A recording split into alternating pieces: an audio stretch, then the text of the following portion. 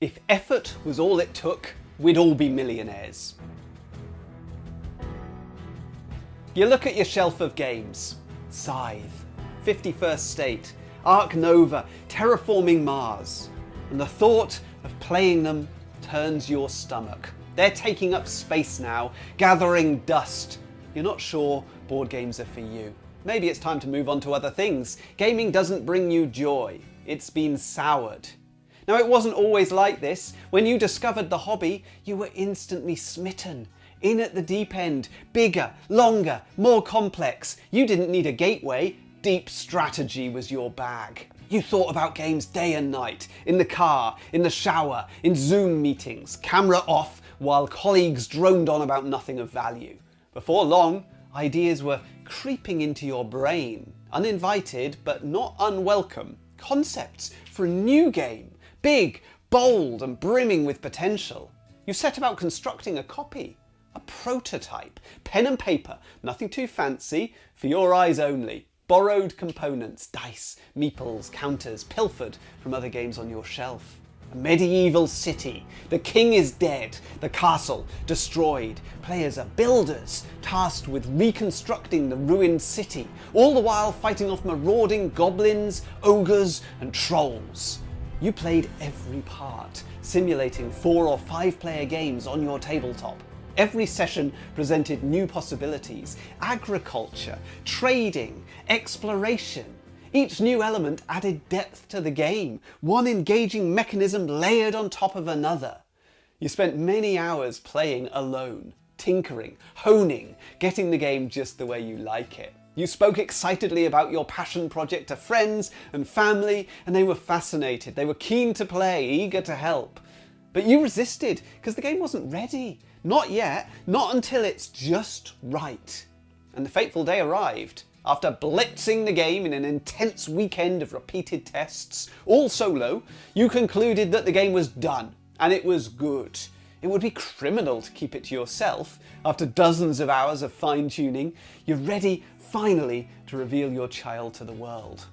Now, you're no fool. You've read the articles, you've watched the videos, you know the way this process goes. Get the game in front of playtesters and let them take it for a ride. You're not naive, you know it's not perfect. That's the way these things work, right? Playtesters point out the flaws and you make changes. But while that's all true, you thought to yourself, you're not really sure that it actually applies to your game. Through luck or judgment, you seem to have hit on something really special. Your first playtester was your partner, and they found the game tough to learn, out of their comfort zone. Too complex, too long. You took this as a good sign, because their taste is considerably lighter than yours. You wear complexity as a badge of honour. Your friends are a better fit for the game. You're convinced that they would love it, so you diarised a test session. But it wouldn't take place for a week or two, so you started considering more practical matters. What began as a craft project has now become an obsession. This game demanded to be published. You wanted this game on a store shelf for other gamers to enjoy. It's not about the money, you would explain to anyone willing to listen. It's about the experience. Having your name on the game box, that would be enough reward. You started researching artwork for the game, online forums, speculative emails, putting the feelers out. Don't get ahead of yourself, you thought. Artwork is expensive, a consideration for another day. But there's no harm in being prepared. By the time your big playtest arrived, you'd commissioned a few small pieces of art. Just a handful, nothing extravagant. Your gamer group loved the game. You didn't finish it, you only had 4 or 5 hours, and much of that was spent explaining concepts and ideas and gathering feedback. But they got through several rounds, and they were all glowing with praise. There were some key elements they didn't seem to follow, and at times the gameplay dragged, but that was because they weren't always focused. They fiddled with their phones or they joked around. It was irritating that they didn't take it as seriously as they should have, but overwhelmingly the session was very positive and they all agreed to play again. Several months passed and your group had tested the game many times, perhaps 15 or even 20, maybe more. Not every game was played to completion, it is a very long game, but the game grew and developed, and the artwork was coming together now. You had to pace yourself because it wasn't cheap, and you needed to be responsible, so you managed to save a little more each month, and most of this was invested in the game. Sculpting 3D miniatures was a big cost, but it was hugely rewarding, and every step of the process was bringing you tremendous joy. You hadn't even reached the best part yet, seeing the game on a store shelf. So the next step was to show the game to a wider group, strangers. You booked a playtest slot at a local convention, a 3-hour slot. Possibly not long enough to get through a full game, but certainly long enough for some lucky testers to get a feel for the game. As you were setting up, a likely group of gamers stopped by, admiring the artwork you had on display, and happily agreeing to spend a few hours exploring this ruined medieval town. These guys weren't like your friends, they were hardcore. No phones. They grasped the game quickly, they strategized, head down, and the game sang.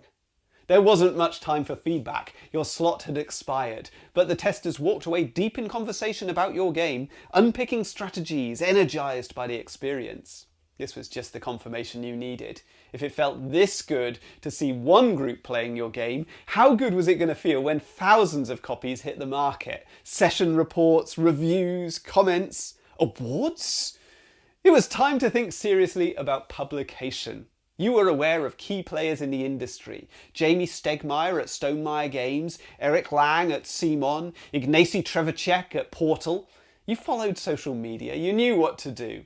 Your introductory video ran a bit long at 20 minutes, but it's a complex game, so that was unavoidable. And your sell sheet was only a single side of A4, though you had condensed the font to size 10 to fit it all in. Publisher websites were generally helpful. Some had clear submission guidelines, online forms, others simply had an email address. So you started pinging off submissions left, right and centre. 2 hours later, you felt content. A dozen or so emails sent, a good bit of graft, and one step closer to realising your dream. And the first rejection came a week later. It was a brief email, straight and to the point. It offered minimal explanation and scant consideration of the hundreds of hours you'd poured into your game, not to mention the money. At this point, you'd spent hundreds of pounds on the project. The rejection was hard to take. And then a second rejection arrived 2 days later, slightly longer and a little more friendly, but hardly encouraging. They felt the market for such a game was too small and they recommended a different theme. At this point, that was impossible. The hours and money invested would be wasted. And after these first 2 rejections, silence. 6 weeks later, you had to conclude that these publishers were not coming back to you, and your dream was in tatters. You're resilient, confident, self-assured. The publishers had let you down. You couldn't help but feel a little bitter. If Jamie Stegmaier knew how many hours of your life you'd sunk into Scythe, how many other gamers you'd introduced it to, he might have shown you a little more respect. You were left with 2 choices. Shelve your game or double down.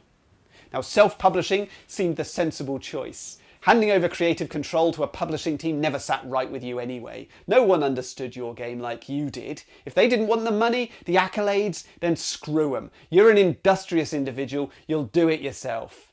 It would take a little more investment, you figured. A few more pieces of art to really finish the game, to make your crowdfunding page pop.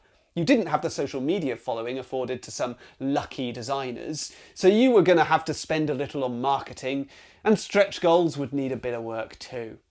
A few months later, you were ready to launch. You'd been working with manufacturers to realise your vision. The component cost was high, and your project was epic and ambitious.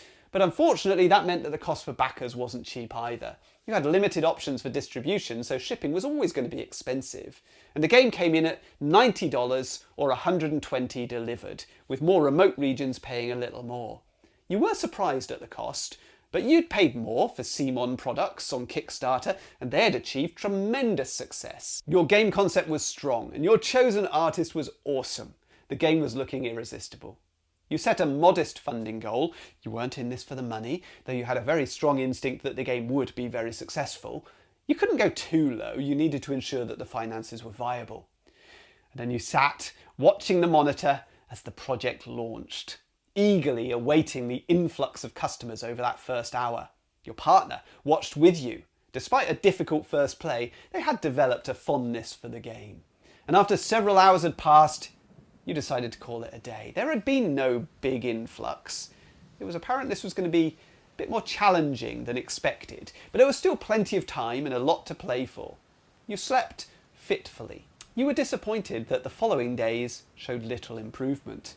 You posted daily updates, a positive sheen to a somewhat grim picture, expressing huge gratitude to the committed, enthusiastic backers, gritted teeth as you expressed huge optimism for the project. 28 days later, the campaign closed as it had begun, a failure. You look at your shelf of games, boxes which used to bring you such joy, but now they served only as a reminder that other designers have it better than you. They're luckier, they're richer, they're better connected. You don't need them, you have your own game, and the world is missing out. I'm Adam Porter. I'm a game designer from the UK, and I use this channel to share my thoughts and opinions about board game designs and the board game industry. The story I've just described is all too familiar in game design circles. It represents a wide range of catastrophic errors from almost day one. This designer's project was doomed. I'll say it again, if effort was all it took, we'd all be millionaires. In the earliest stages, recall how the designer considered this a craft project for their eyes only. But mission creep started early as the designer fell in love with their project. It became a game to play with friends and family, then a game to license to a publisher, then a business, and the designer was left frustrated and resentful. Where was the audience considered in all of this? At what point did the designer stop and ask whether the world wanted this product, whether there was space in the market, whether it truly answered a need? It's not unusual, and certainly not wrong, for a designer to start out designing whatever inspires them without consideration of a future audience. Indeed, it's commonly shared advice to design the game that you want to play. If you never intend to bring the game to market, this is absolutely the way to go. Immerse yourself in mechanisms that you love, create your own world and populate it with characters, locations and items which inspire you. But commercially, this will only take you so far. You probably don't represent the market, you're one individual. There may be others like you with similar tastes, similar desires, but for your game to be marketable, there need to be thousands. The designer's vision, a ruined city, a deceased king, medieval builders, marauding goblins, is tired. I'm all for familiar settings, but there needs to be a twist of some kind. My wife has played 100 farming simulations on Nintendo consoles over the years, and they all look the same to me, but she assures me that each has its own unique identity, a focus on one aspect, an inverted trope, a host of new characters and relationships, a new slant. The designer spent dozens of hours solo testing before showing the game to another soul.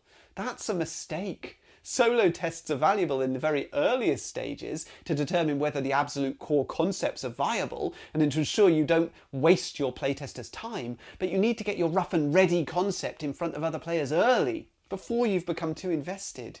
Your prototype needs to be disposable at this point. You'll rapidly find aspects which don't work as they should, things which need adjusting. And if they're buried beneath layers and layers of theme and interconnected mechanical systems, they'll be very hard to unpick, both practically and emotionally.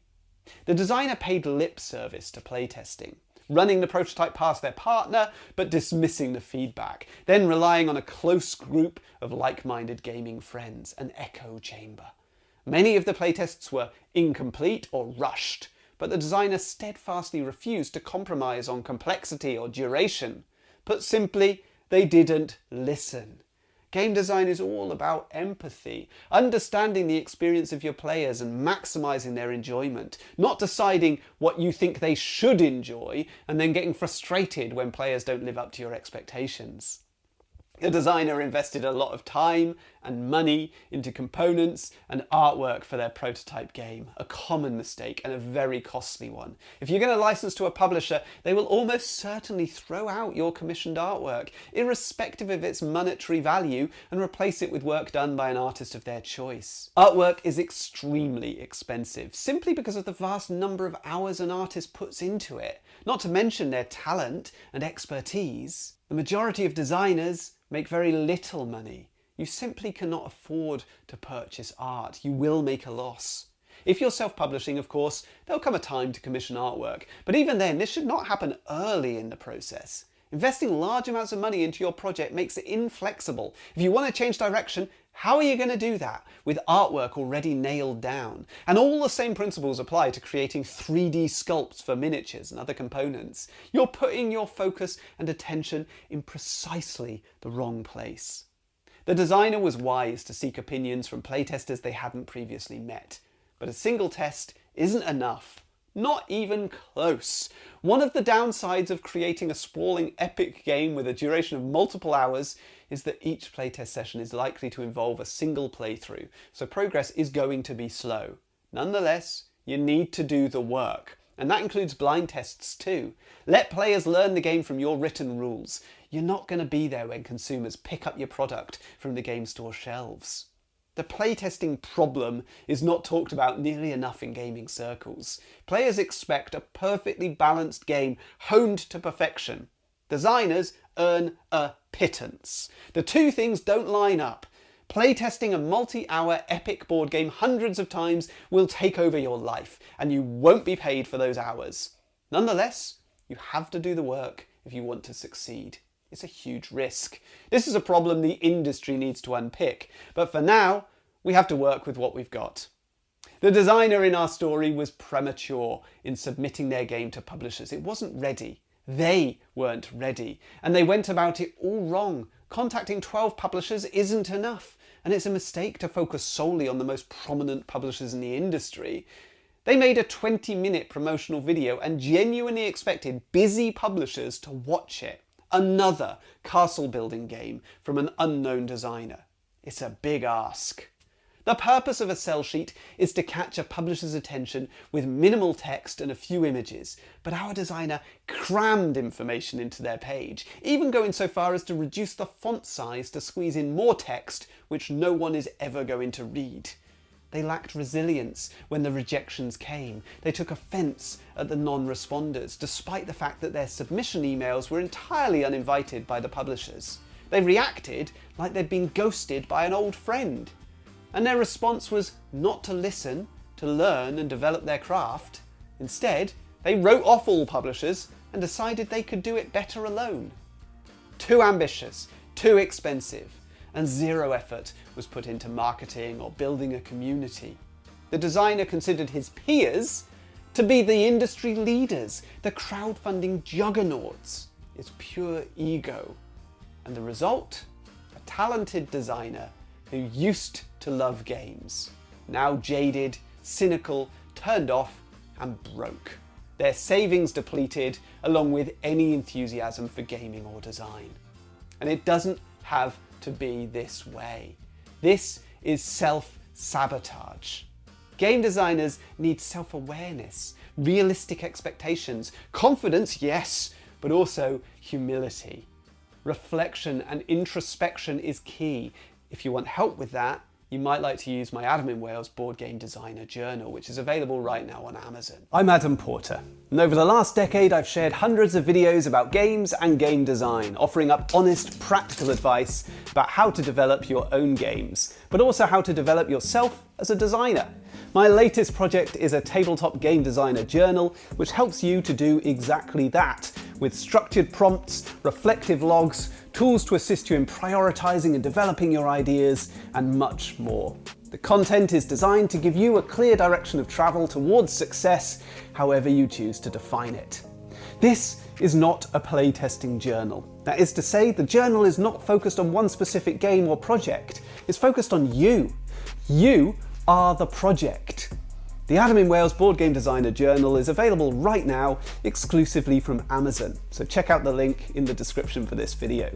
And if you do purchase a copy and find the content valuable, it would really help me out if you could leave a review. Early Amazon reviews are essential in getting the journal seen and making more designers aware, which doesn't just help me, but hopefully helps the whole designer community. And of course, for straightforward, real-world advice about board game design from someone who has made all these mistakes and more, but crucially learnt from them, this channel is the perfect resource. There are videos on all aspects of the design process: ideation, prototyping, contacting publishers, pitching, signing contracts.